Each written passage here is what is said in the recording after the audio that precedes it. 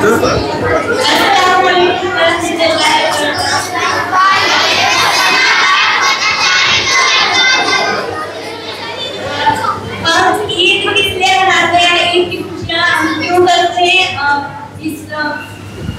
ईद मनाते हैं, रमजान खत्म होता है उसकी खुशी के लिए।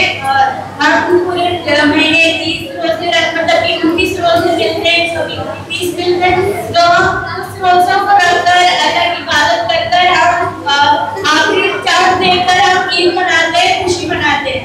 और किसी को रहता है कि हमें रमजान जा रहा है, हमें कब रहता है, किसी एक कब भी रहता है और एक खुशी भी रहती है जिसमें ईद सबके घर समय बनती है। सब जो रिश्ते बिखरे रहते हैं सब एक दूसरे के घर पे जाके गले मिलते हैं, खुशी का माहौल रहता है, देखने को भी अच्छा लगता है। सब लोग से 5 दिन रहते हैं, सब घर पे आते हैं, मिलने के लिए आते हैं, ईद देखकर जाते हैं, बहुत खुशी होती है।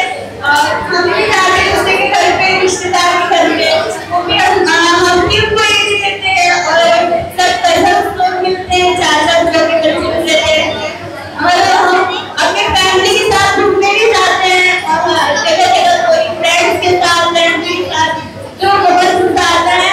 और शीर खुरमान बनाई सब अपने घर पे, सबके घर पे होता है।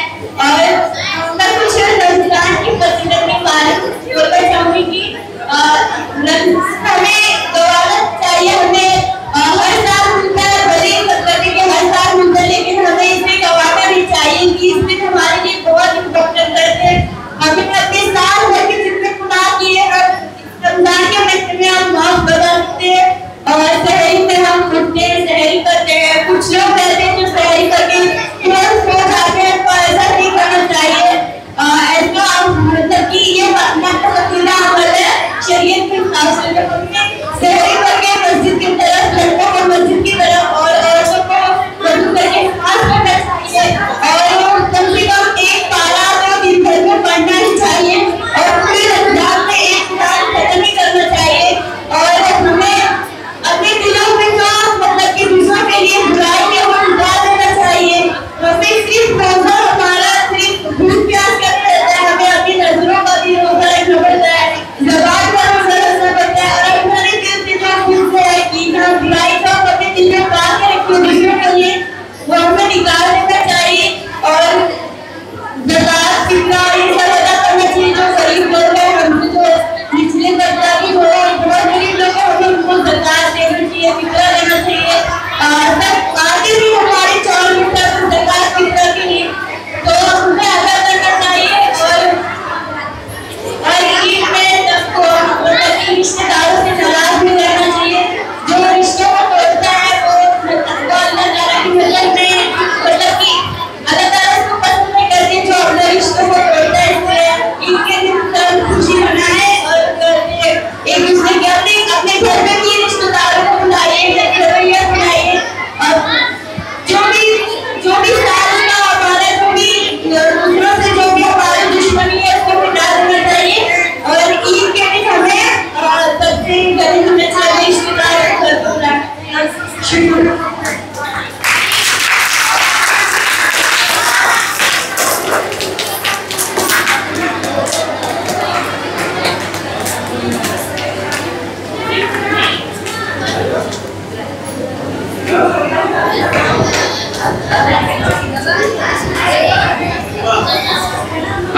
कौन है? बस एक ही। तो आज का कार्यक्रम नहीं खत्म किया है ना? मैं बैठ के पीछे देख रहा था, बहुत सारे जो लड़कियां हैं उन लोगों ने स्कार्फ जो है बहुत अच्छी तरह से पहना हुआ है कि नहीं? ईद वाले दिन नहीं पहने थे, ये बात मुझे करके सब घूम रहे थे, मैंने देखा है। हाँ, मैं बगैर देखे कोई बात बोलता नहीं। अच्छी बात है, स्कार्फ पहना हुआ है तो अच्छी बात है, तो कोई बात नहीं है, ठीक है। तो फिर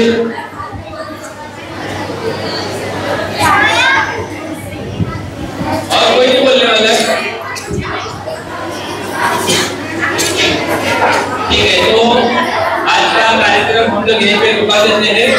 ठीक है, क्योंकि जब किसी को बोलना ही नहीं है तो फिर अब यहाँ पर बोलने वाला कोई तो चाहिएगा। तो क्या करेंगे हम लोग? अभी कुछ लोगों ने सेवइयां लाई होगी, तो वापस ले जाना है? वापस तो नहीं ले जाना है। आप बोलने वाले हो? आ जाओ। Very good.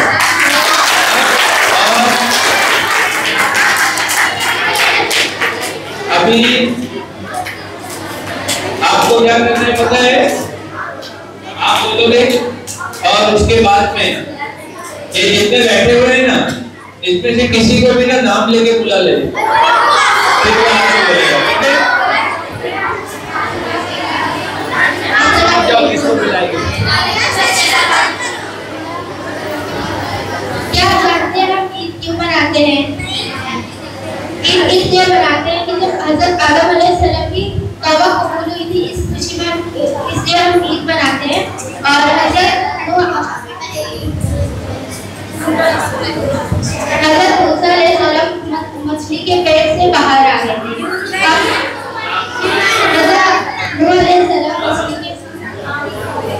हज़रत याकूब अलैहिस्सलाम मछली के पेट से।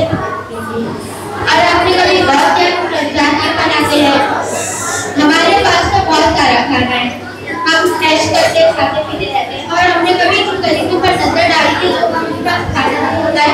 हमें फील करने के लिए हम रमजान में दिन भर भूखे रहते हैं, और गरीब रहते हैं, उनके पास खाने पीने का सामान नहीं रहता, और हमारे पास तो रहता है। तो हम ऐसा फील कराने के लिए रमजान में रोजे रखते हैं कि क्या कैसे करते हैं। ईद में जो हमारे जिनसे हम बात नहीं करते, उनसे रिश्ता नहीं रहता है, तो ईद के दिन हम उनसे मिलते हैं और खुशियाँ मनाते हैं।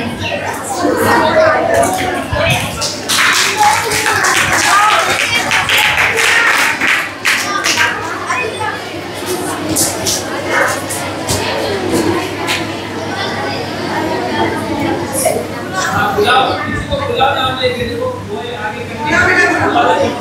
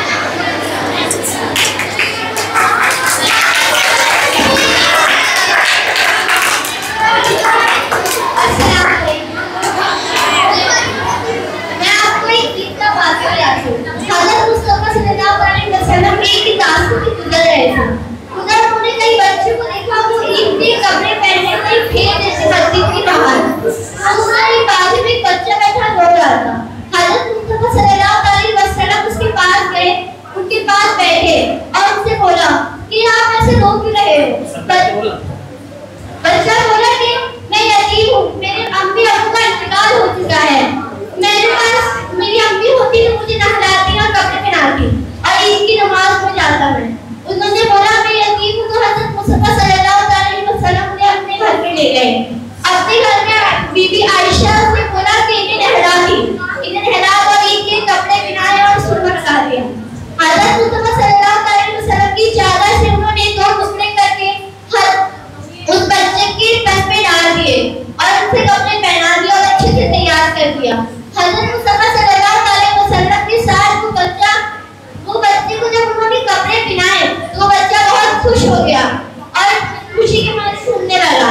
और हज़रत मुस्तफा सल्लल्लाहु अलैहि वसल्लम ने कहा बीबी फातिमा आपकी बहन है और भाई है। और हज़रत मुस्तफा सल्लल्लाहु अलैहि वसल्लम अपने साथ ईदगाह की नमाज में ले गए और मेज पे जब वो चढ़ने लगे तो वो बच्चा नीचे जाके बैठ गया। हज़रत मुस्तफा सल्लल्लाहु अलैहि वसल्लम ने उन्हें हाथ दिया और कहा तुम मेरे बाजू में खड़े होकर नमाज पढ़ोगे। शुक्रिया।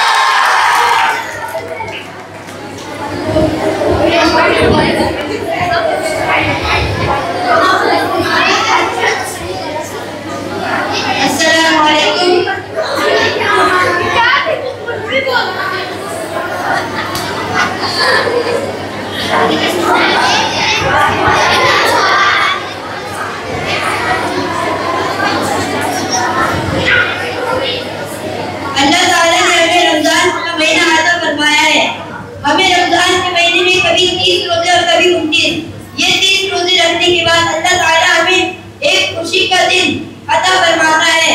वो दिन है ईद उल फित्र। और ईद उल फित्र पर हमारे नबी सल्लल्लाहु अलैहि वसल्लम के ज़माने में एक वाक़या है।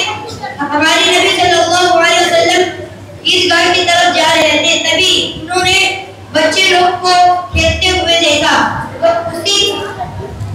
उन्हीं बच्चे लोग में से एक बच्चा उदासी एक जगह बैठा था, तो हमारे नबी सल्लल्लाहु अलैहि वसल्लम उसके पास गए और पूछा तुम इतने उदास क्यों बैठे हो। उस बच्चे ने कहा मेरे माँ बाप नहीं है, मैं यतीम हूँ, अगर मेरी माँ रहती तो मुझे नहलाती और नए कपड़े पहनाते और अगर मेरे अब्बू जान रहते तो मुझे ईदगाह की तरफ लेके जाते।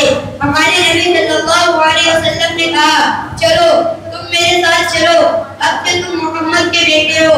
हमारे नबी सल्लल्लाहु अलैहि वसल्लम उसे अपने साथ घर पर लेके गए और बीबी आयशा से कहा इसे तुम नहला दो।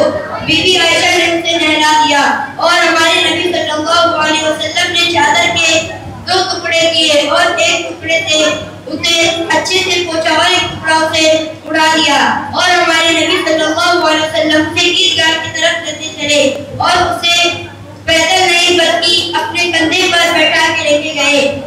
तभी वो बच्चे जो खेल रहे थे उन्होंने देखा ये तो मोहम्मद के कंधे पर बैठा है। उनमें से एक बच्चा कहा काश मैं यतीम होता तो मैं भी आज मोहम्मद के कंधे पर रहता। हमारे नबी सल्लल्लाहु अलैहि वसल्लम उस बच्चे को अपने साथ ईदगाह की तरफ लेके गए और अपने बाजू में नमाज पढ़ाया। और एक मसला ये आता है कि सब लोग सोचते हैं कि रमजान के महीने में 1 का 70 मिलता है, लेकिन सब सोचते हैं अगर मैं ज़कात दूंगा तो 1 का 70 मिलेगा, बल्कि ये नहीं है।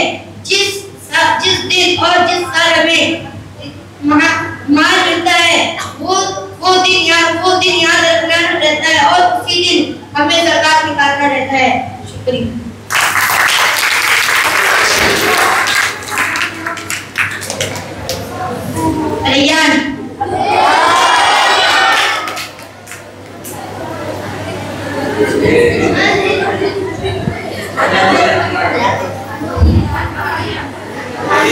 आज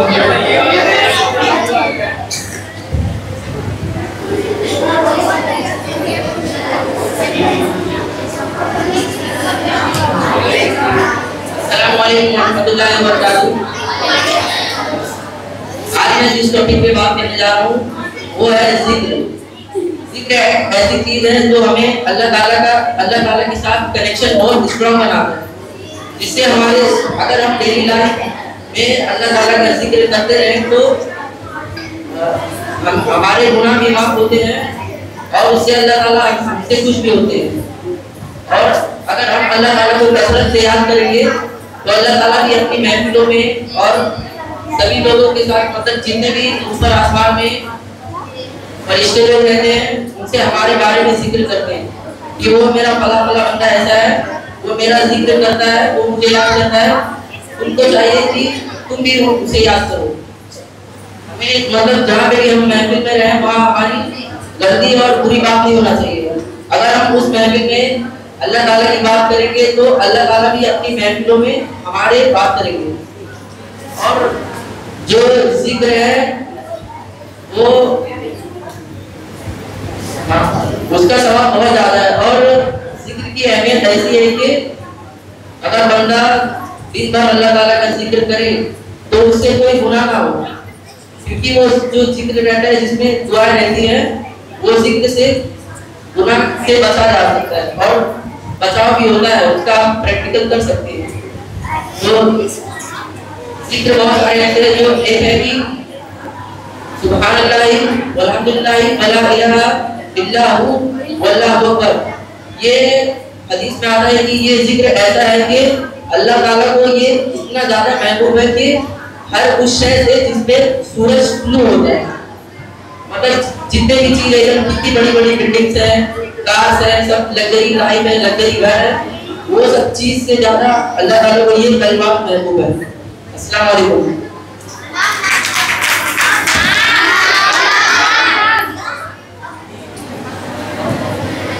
अरमान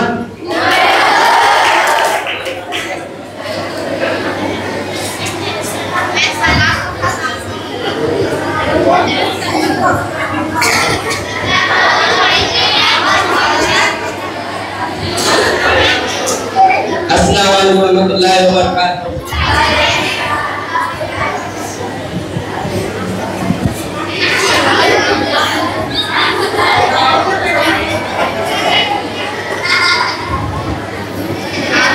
जैसे कि आप सबको पता होगा ज्यादातर लोग रमजान में नमाज और कुरान पढ़ते हैं, इसके लिए सब लोगों को हर दिन नमाज और कुरान पढ़ना चाहिए।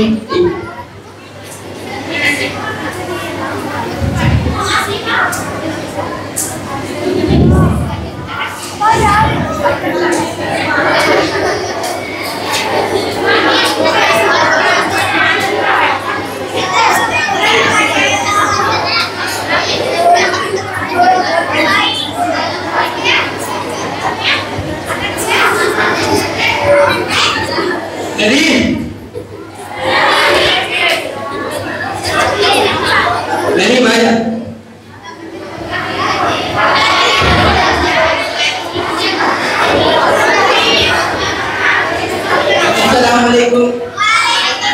जैसे कि आप सब लोग को पता होगा रमजान के महीने में सिर्फ मस्जिद भरी रहती है और रमजान जैसे मुकम्मल हो जाता है वैसे मस्जिद के आदमी लोग चले जाते हैं।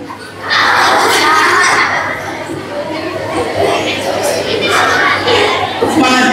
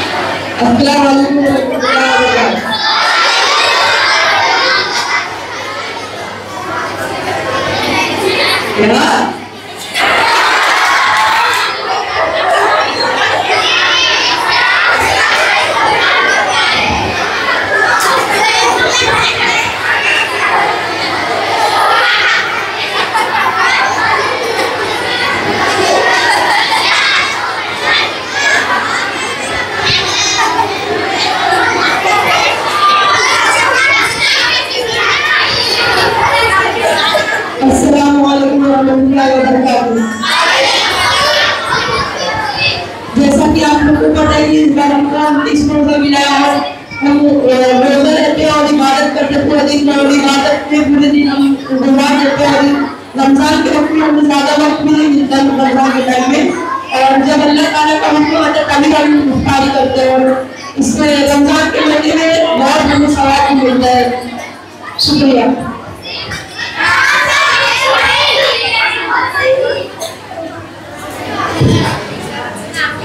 अस्सलामुअलैकुम वरहमतुल्लाहि वबरकातुहू। जैसे हम रमजान के रोजे रहते हैं और तो हम तारी के लिए बैठते हैं। नबी अलैहिस्सलाम को पता है मुहम्मद सल्लल्लाहु अलैहि वसल्लम बात करते थे, तो जब उनके और अल्लाह ताला के दरमियान 70 पर्दों का वास्ता होता है। जब हम तारी के लिए बैठते हैं हमारे अल्लाह ताला के एक पर्दे का वास्ता होता है। तो सोचो हमारी दुआएं कैसी कि हम साथ हम पूरे इस होते रहते हैं और हम जब दुआ करते हैं अपने गुनाहों की कोशिश करवाते हैं अल्लाह ताला हमें हमारी फिराक करते हैं।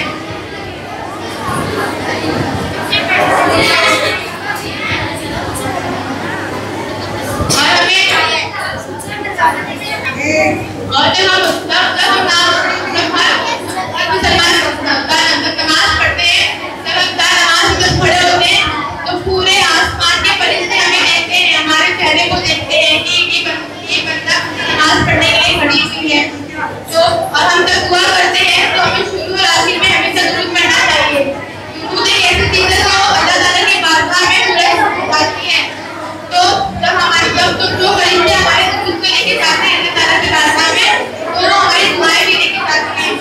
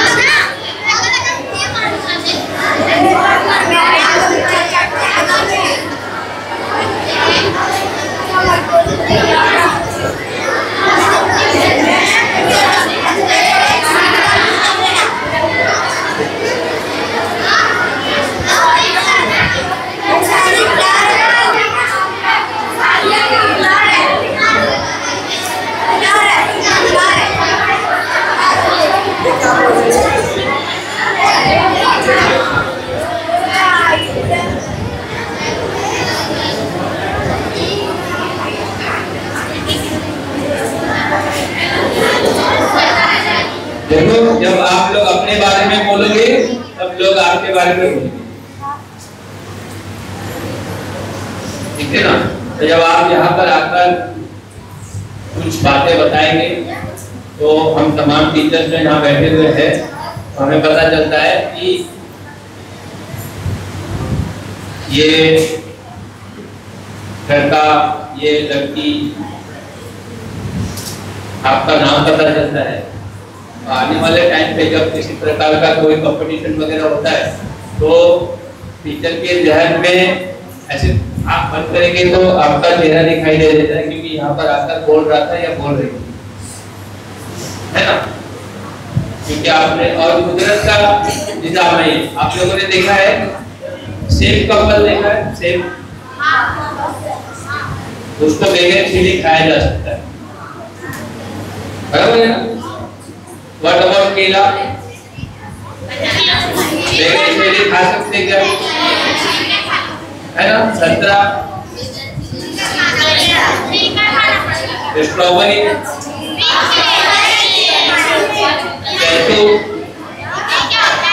नहीं पता, तो मलबरी बोलते हैं, मलबरी होता है ना, वो हमारे गाँव में उसको सैतून बोलते हैं, तो अंग्रेजी में मलबरी बोलते हैं, है ना। मलबरी टीचर वही है ना।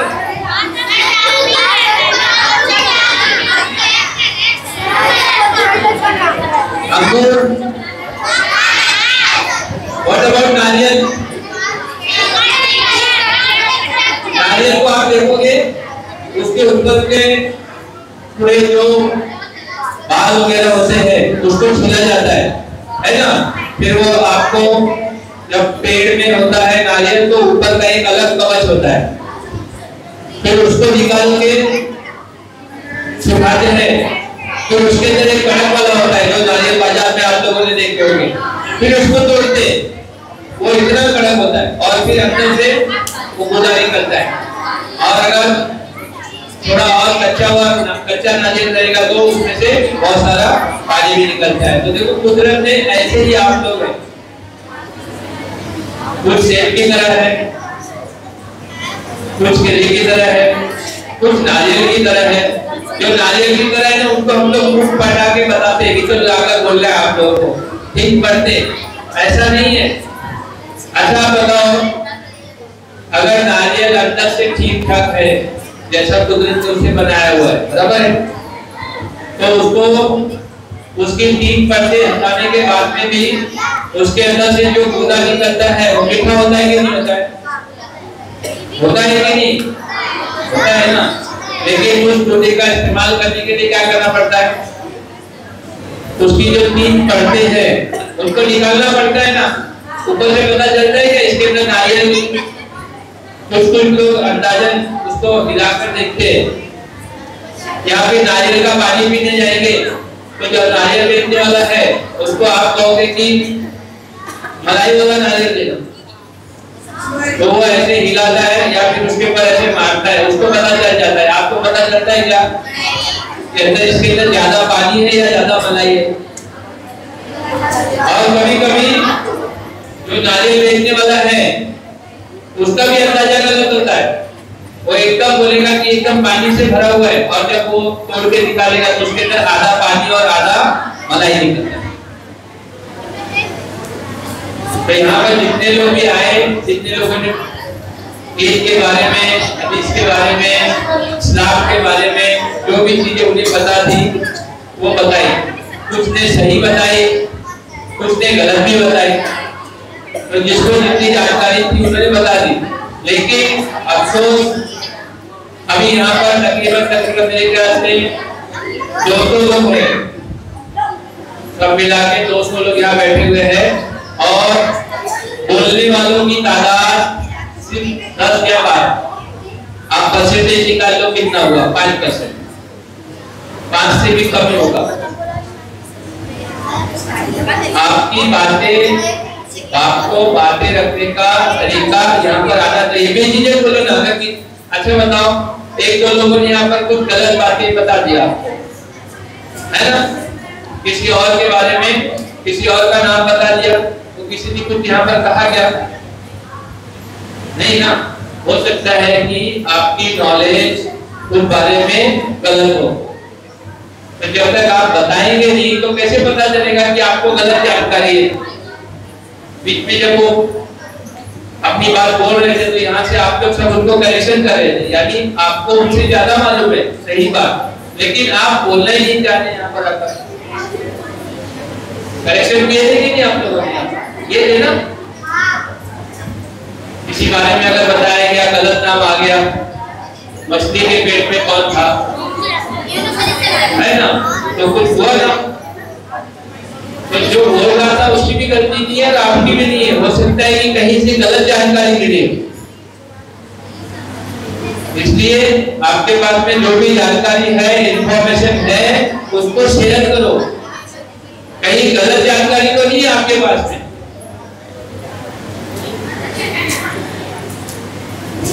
अगर गलत जानकारी है जब शेयर करेंगे तभी पता चलेगा, तो जिसके पास में सही जानकारी है वो उसको सही कर सकता है, और उसको जब सही करेगा तो आप भी क्या कर सकते हैं? उसमें बदलाव करके सही कर सकते हैं।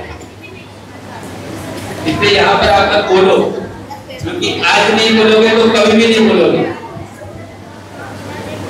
और किसी भी बारे में नहीं बोलोगे।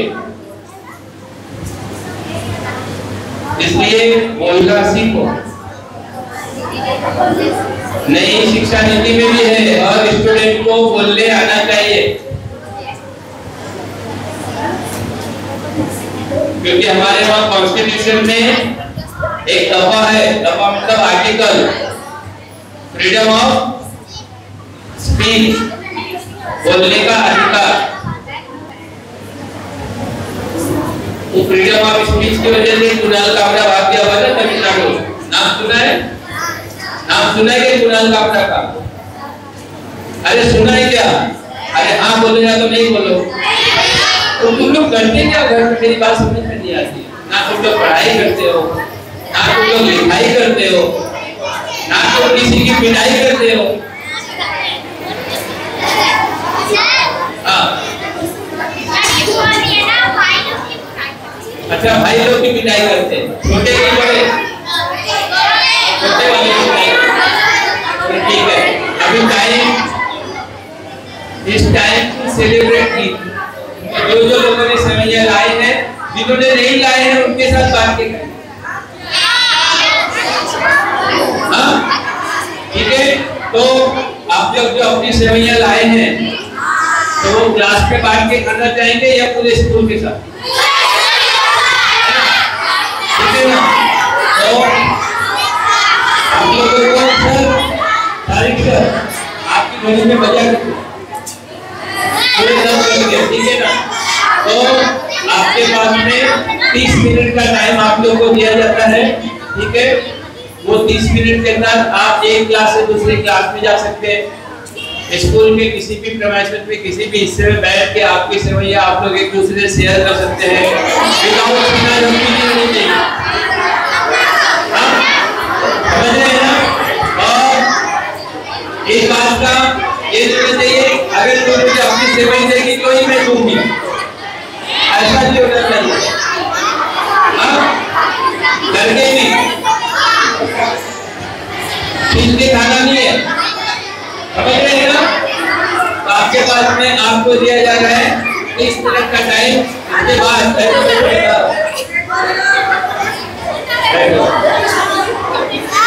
और क्योंकि आज 9th का एग्जाम भी है, पेपर है, तो वो भी ध्यान रखें। आपको 30 मिनट मतलब 30 मिनट का टाइम, ठीक है।